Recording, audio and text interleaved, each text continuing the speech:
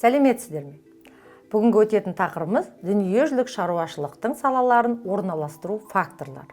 Жалпы дүниежүзілік шаруашылықтың салаларын орналасу факторын біз ірі екі топқа бөліп қарастырамыз. Себебі олар байырғы факторлар және жаңа факторлар болып бөлінеді. Яғни орналастыру факторлары бірінші байырғы факторлар, екіншісі жаңа факторлар. Енді осы екі факторларды жеке талдап өтейік. Сонымен байырғы факторлар дегеніміз не? Байырғы факторларға бірінші балалар, біз аумақтық факторды жатқыза аламыз. Аумақтық фактор. Яғни, бұлай қысқарып жазып қояйын. Аумақтық фактор. Аумақтық фактор дегеніміз не? Яғни, аумақтағы шаруашылық саласын орналастыруда ықпал ететін мүмкіндіктер мен шектеулердің жиынтығы. Жалпы жер көлемі үлкен аумақтарда шаруашылық салаларын ұйымдастыру әлі де қиынға соғады. Мысалы, Қазақстан жер көлемі бойынша 9-шы орында алады. Ондай қиындықтар біздің елімізде де туындап жатады.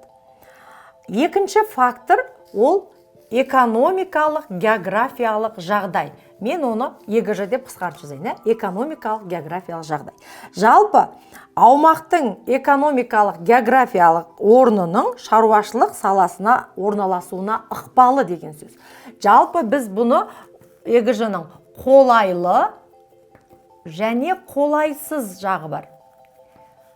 Яғни, экономикалық, географиялық жағдайды орыс ғалымы Баранский төртке бөліп қарастырады. Осы жерде бірден айтып кетейік, оның қандай төрт түрі? Яғни экономикалық, географиялық жағдайдың балалар.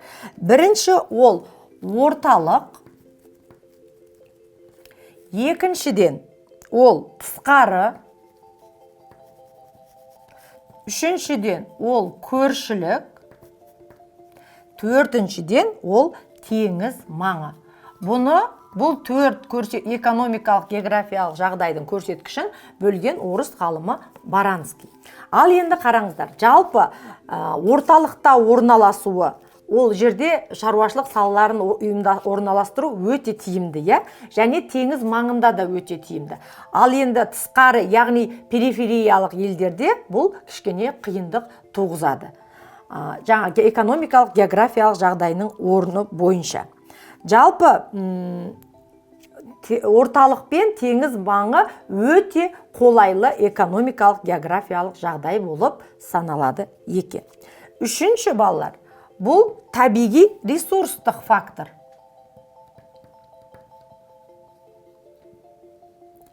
Табиғи ресурстық фактор дегеніміз не? Яғни, аумақтағы табиғи жағдайлар мен табиғи ресурстардың шаруашылық саласын орналастыруға ықпалы. Жалпы, индустриялану кезінде бұл табиғи ресурстық фактор негізгі фактор болып табылған. Енді қазіргі ғылыми-техникалық революцияның дамуына байланысты сол заманда бұл тәуелділік едәуір азайды деп айтсақ болады. Яғни өндіруші өнеркәсіптің салаларын орналастыруда бұл фактор әлі де жақсы жүзеге асады. Өндіруші өнеркәсіп, яғни шикізат көзіне жақын деген сөз. Төртінші фактор балалар, бұл көліктік фактор. Көліктік фактор. Аумақтағы көлік жүйесі дамуының шаруашылық саласын орналастырудағы ықпалы дейді. Яғни біз айтамыз, көлік барлық шаруашылық саласын жеткізуші, тасымалдаушы деп. Яғни ол көлік факторынсыз кез келген шаруашылық дамымайды деп айтсақ болады. Яғни бұл өндірістің орналасуына шешуші ықпал ететін фактор. Ғылыми-техникалық революция заманда көлік революциясында жолдар және оған пайдаланатын технологиялардың, көлік құралдарының барлығы қазіргі заманда жақсы жетілген деп айтуға болады. Бесінші фактор балалар, бұл еңбек ресурс факторы. Еңбек ресурсы. Енді біз шаруашылықты орналастырып жатқаннан кейін, ол жерде еңбек ресурсы да бар. Яғни, аумақтағы еңбек ресурстары көрсеткіштерінің шаруашылық саласын қалыптастырудағы ықпалын еңбек ресурсы деп айтамыз екен. Жалпы бұл екі жақты көрініс табады, яғни өнеркәсіпте, жаңа өндірістік емес салада да жаңа еңбек ресурсы немесе жұмыс күшін өте керек екенін білеміз. Екіншіден, өндірісті арзан жұмыс күші бар жерлерге орналастыру. Бұл да еңбек ресурсының негізгі көрсеткіші болып табылады. Енді жалпы еңбек ресурстары дегенде бұл жерде сапалық, яғни еңбек ресурстарының кәсіби мамандануына өте үлкен көңіл бөліп бағаланады екен. Және алтыншы фактор, балалар, бұл тұтынушы факторы. Өндіріс бар, өнім бар, оны тұтынушы адамдарда керек. Яғни шаруашылық саласын орналастыруда өнімді тұтынатын орталықтарға ықпал ету дейді. Яғни ол қандай? Халық саны көп, урбандалған, яғни урбанизациясы жоғары аумақтарға ұйымдастыру деген сөз, тұтынушыларды. Немесе тез бұзылатын, жылдам тасымалданатын, жарамсыз болып қалатын өнімдерді шығаратын өндірістерде тұтынушылар өте қажет деген сөз. Яғни алған өнімді тұтынушы тез алу керек, соған байланысты орналастырақ болады. Мысалы, құс фабрикаларын біз міндетті түрде тұтынушы көп жерге орналастырамыз. Неге? Өйткені оның өнімі тез бұзылады. Сондықтан бұл жерде тұтынушы факторы негізгі роль атқарады екен.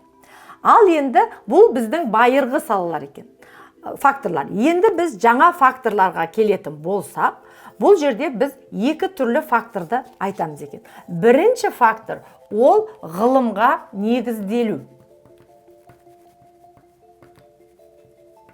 Ғылымға негізделу. Яғни өндірісті орналастырудың аса маңызды факторларын айналып отыр. Ғылымда бұл жерде ірі қалалар, ірі технология, ірі жаңағы ғылыми зерттеу институттары бар, сондай жерлерде біз ғылымға негізделген факторды айтсақ болады екен. Мысалы, оны біз тіпті астаналық жағдайда да пайдалансақ болады. Екінші фактор ол экологиялық фактор.